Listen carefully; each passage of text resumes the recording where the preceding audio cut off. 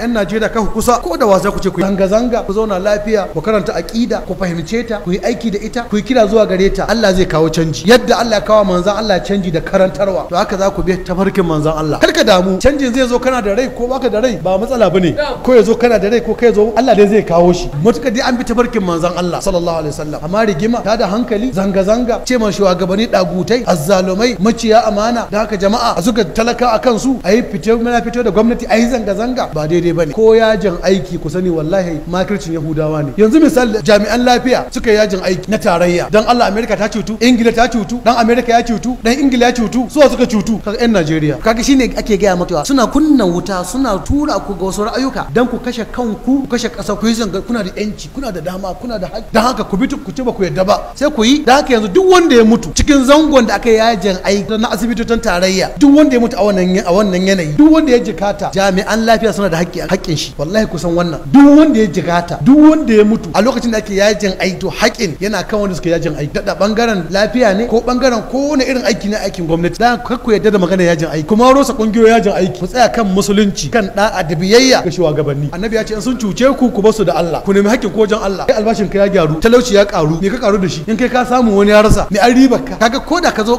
wajen bangaren yajin aiki nan da ake magana illa ce ka zo bangaren siyasa a ce kowa na da yanci ka fito gidan rediyo ka zagi wani kai ma wani kazafi kai mashi jafa'i ka soke shi kana ga wai yanci nan ko Allah ya rubuta maka ay hasabuna anna la nasma'u dirrahum wa najwahum bala wa rusuluna ladayhim yaktubu kana ta hargowa kana zagi kana baci kana batan kana jafa'i kana kazafi ga wani dan siyasa ko wani party malaiku suna ta rubutawa su annan suna maka dariya su suna siyasa cikin lumana kai kana siyasa cikin hauka sai su maka dariya suna maka gwalo sai lokacin da kuka har kai mu juna kulli ko ka dauki makami sai su ce to bari mu gani sai ta dariya suna kallo kuna ta hauka kuna abun nan to yadda kaga irin wannan haka kuma suke mana bangaren addini sai su ga kungiyoyin addini sai su ba su taimako da tallafi suna nuna musu bare na gwamnati zalunci ake muku